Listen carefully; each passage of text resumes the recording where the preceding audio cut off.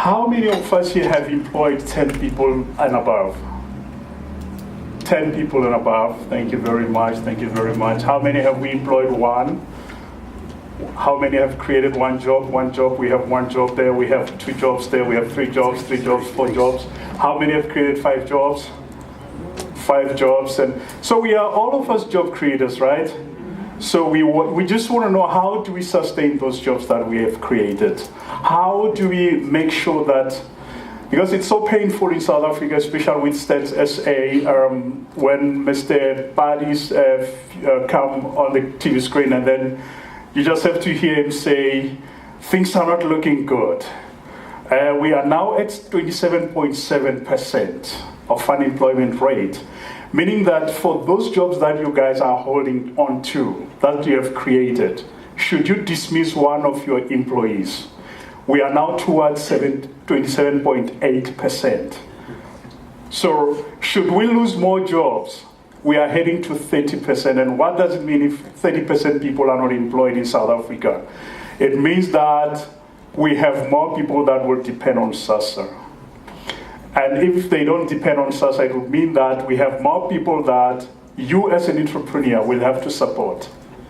Because in no way would you leave your neighbor's child struggle. You have to take care of that, and that puts burden on our businesses. So creating jobs, it's everybody's heartbeat, especially as a small business. Here we talk about how will industrial cooperation and startups create sustainable jobs. We have to distinguish between the two to say which one is a startup, which one is industrial cooperation. Are we measuring them based on the size of how big they appear? Or are we measuring them based on, because when we say a startup, it means that you're at the startup phase. And you can be 20 years. You can't be 20 years being a startup. You can't be 30 years being a startup. So we have to understand as to what measures us, what gives us that status to say now we are industrial corporation and now we are a startup company. Whichever way that we look at it, from where I stand, I believe that every business, whether you're a startup or industrial or whatever term that you may have, our duty is one or two: to create opportunities for other people, to create legacies for our families, and to help boost the economy of the country. And if we don't play those roles, it doesn't matter which direction we may take.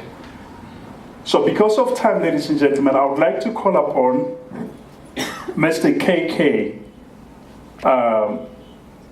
Diaz. And Mr. KK Diaz is the CEO of a game business consulting. He's with us today to help us understand. And I like what he said here. It said that Mr. KK was an entrepreneur before he even knew how to pronounce this often misused word. Today is going to tell us better how to use it properly.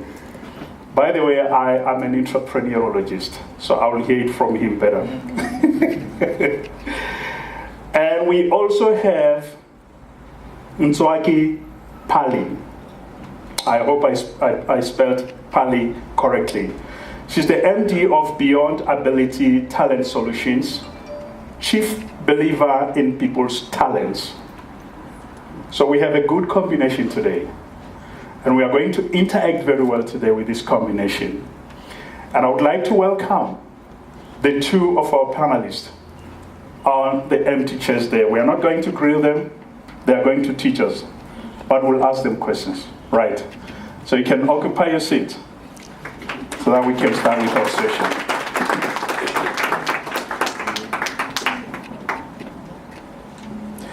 I think this will be my seat, right? This one will be my seat.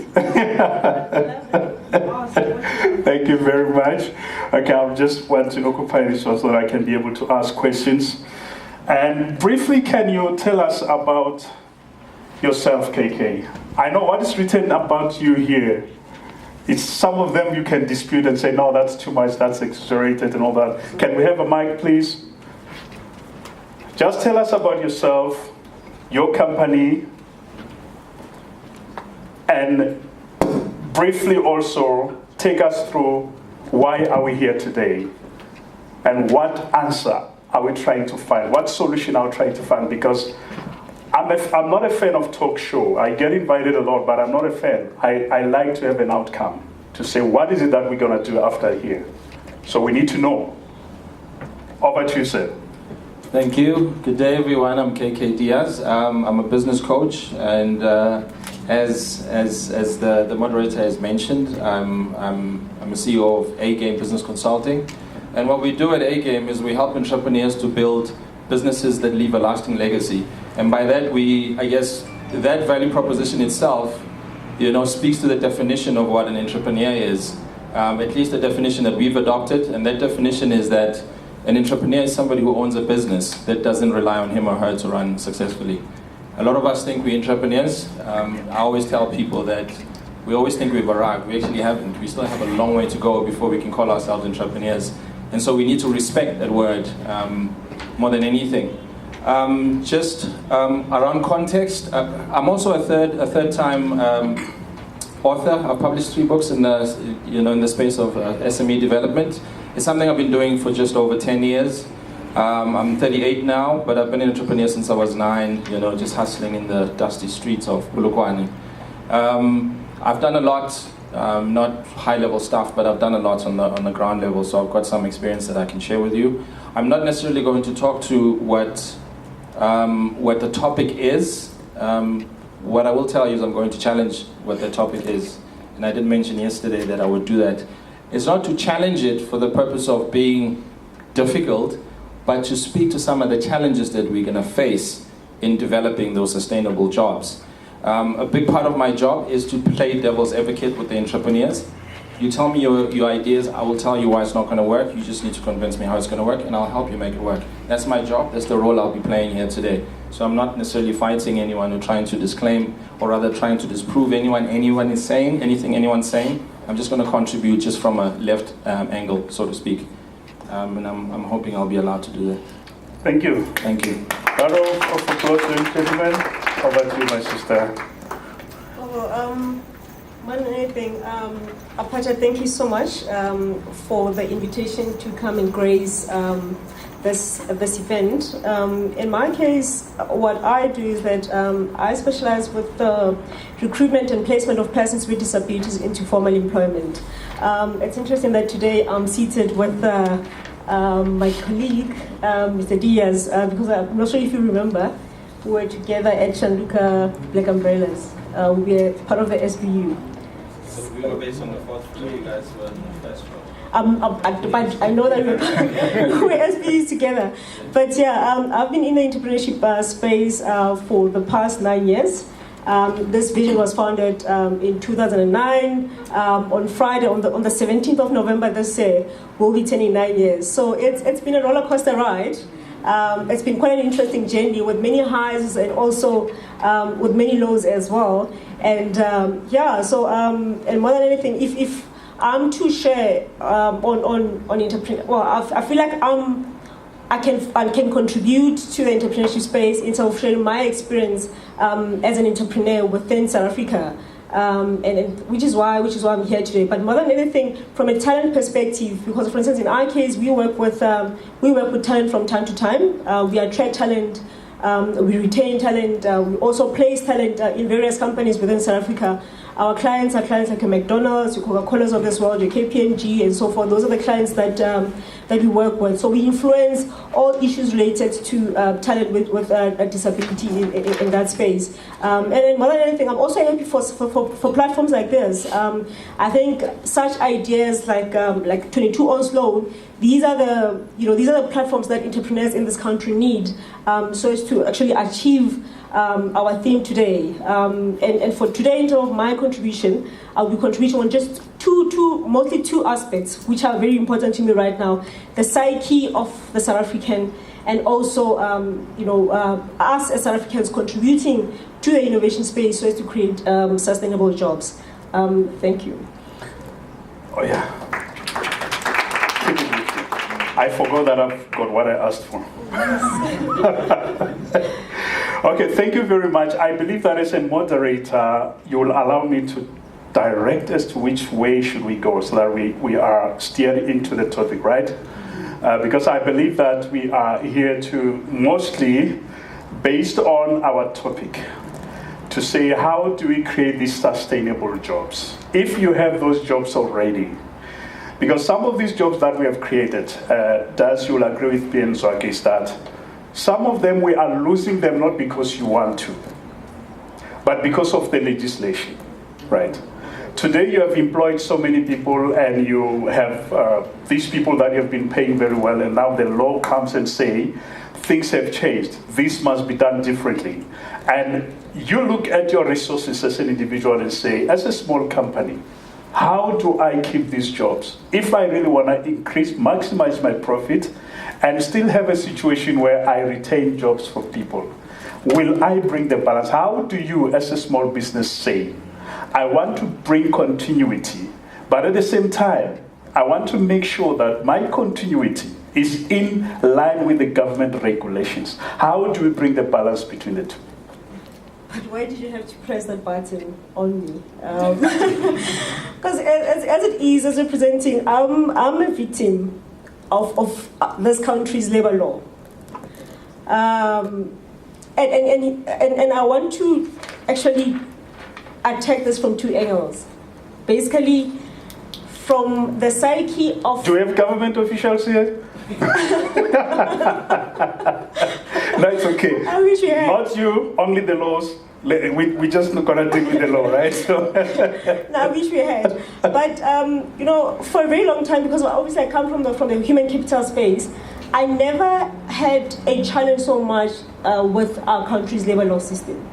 I never had a challenge because I understood that as an employer, there are instances where, for instance, you find that employers are exploiting the rights of employees. And that made a whole lot of sense to me. I never had issues with the country's labor law. I felt that they were fair, they were, they were fair, they were reasonable, and they were consistent.